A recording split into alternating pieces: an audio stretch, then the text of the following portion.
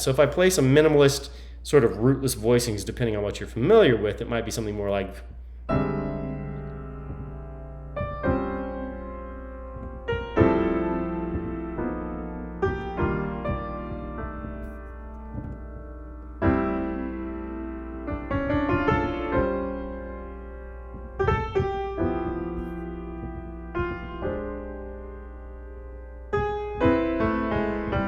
maybe starting to bring in some movement to the chords now. And now bringing in more drama. More, shell voicings, as we say in the left hand.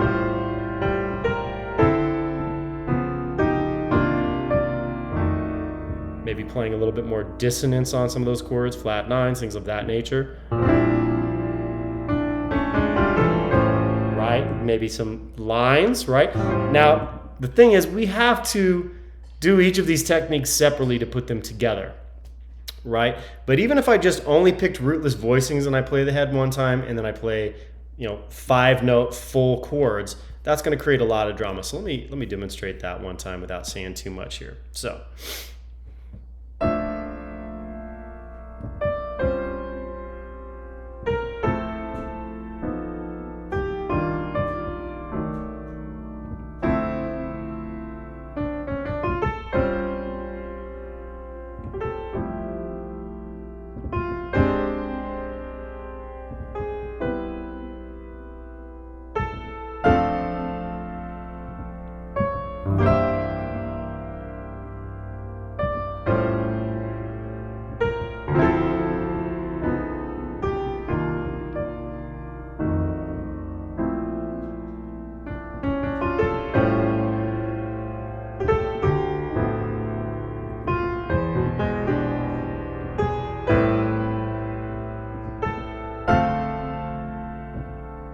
Right? There's a lot of different feelings in just playing the rootless versus playing full 5-note chords, or what we might say is shell voicings.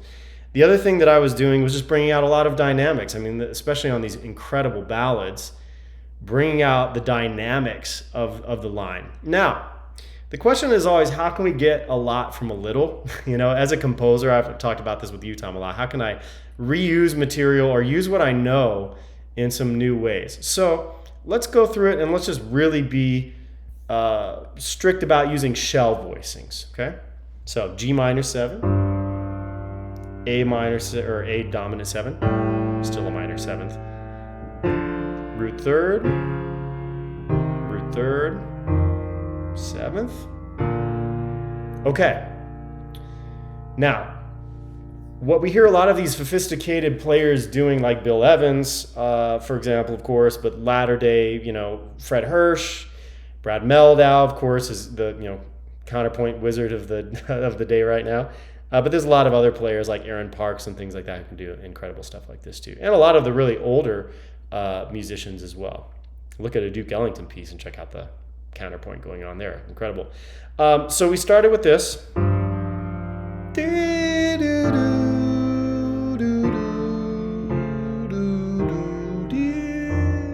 Right? That's a good practice too, to really have your solo piano chops together, is to sing the melody, and then once we start doing the technique I'm about to show, you'll see what works and what doesn't. So I'm always trying to figure out how can I get motion and movement into these chords. Basically what we have, coming back to the idea of melodies, we have two different melodies going on.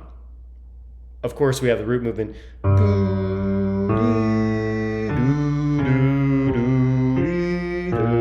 Harder to hear, of course, is the top melody, because we're so used to the root movement. So we have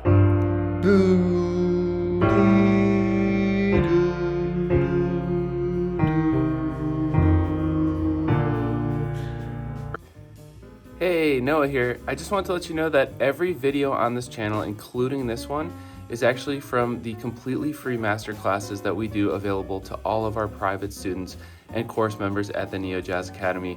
We have amazing teachers, some of which you've seen featured in these videos on this channel. So one thing that I think can never compare to any other form of learning is studying with someone one-on-one, getting completely personalized feedback, And we offer that here with our incredible teachers that you've seen teaching on this channel. So if you're interested, please click the link in the description. Learn more about private lessons. You can also learn more about the online courses if you're interested in that. But I highly recommend you get signed up for some personalized one-on-one instruction. We have world-class teachers here. So yeah, I hope you'll consider it. Again, link in the description, and let's get back to the video. Once we consider that there's two melodies, we can start moving things around. This is my target to go there. We can move both melodies up chromatically.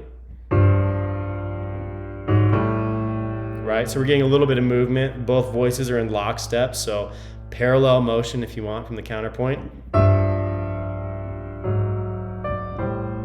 Already some interesting color. That's implying another chord too, which that can lend itself to other things like reharmonization, even just with that simple chromatic move. Now, let's maybe get a little bit more voice independence, which is something we've talked about a lot on these live streams. So let's maybe just move the bottom voice first and then the top voice. All right, I'm just kind of climbing up at separate times. Let's see what that sounds like with the melody on top. Wow, that's a lot of sophistication just in these little wimpy shell voicings. Okay, so we're getting more motion into the chords. I'm using what I know to do something different. Same thing, of course, applies for the rootless voicings. Are you familiar with rootless voicings already? Okay, awesome. I don't know where everybody's at yet, and we haven't had our first lesson, so I just wanted to check. So we can do the same thing with rootless voicings. There's a G minor rootless. Tom, we haven't quite gotten these. We're pretty close to working on these. Bill, I know you know these quite well.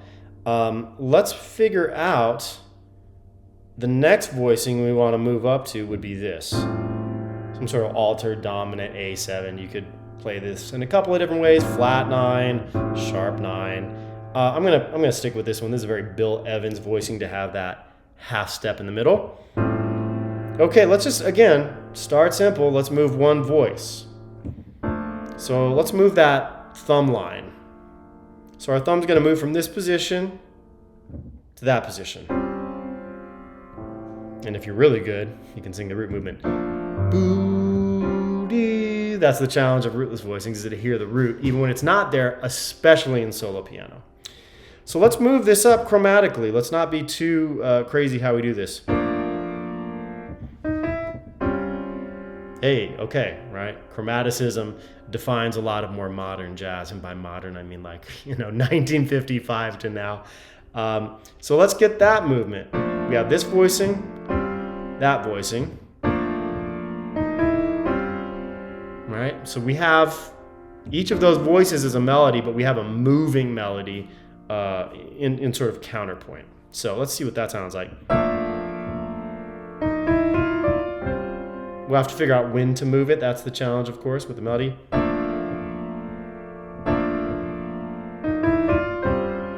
Right? Maybe that's not the right melody, but that's the idea. We want to move between those. The other thing you can do is change the chord quality just slightly. So let's say we're targeting an A. One thing we can do is make it a sus. 2A. Right? Now this might not work with the melody. We'll have to see how it works. But that even we can just sus the 4. Might have to change it for the melody, but let's see what we've got here. So now we're doing basically what we call modal interchange. Can I do a different chord quality, brighter sound, 13 sus to a altered dominant? So let's see what that sounds like.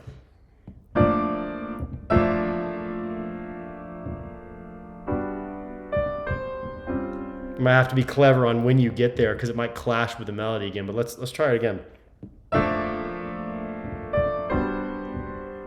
That's really crunchy, but then it slides into consonants. So let's try it one more time.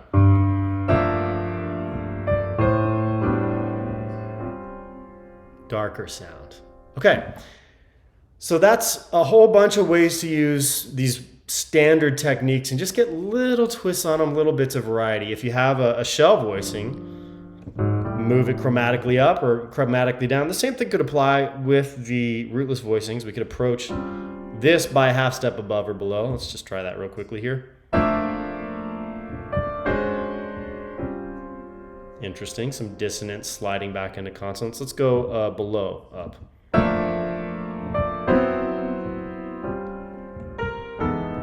Right? If you overuse that, it's like, okay, that's way too much. But there might be some clever ways to just slide into voicings, move one voicing around, maybe change a chord quality, and then slide into it. So those are some ways to kind of get different techniques going. So let me just play the head again. Using a little bit of this now. Maybe I'll just play the first 4 or 8 bars. It's a short tune. It's what, 10 bars? We can probably play the whole thing. So shell voicings and maybe some rootless voicings moving in interesting ways. Okay.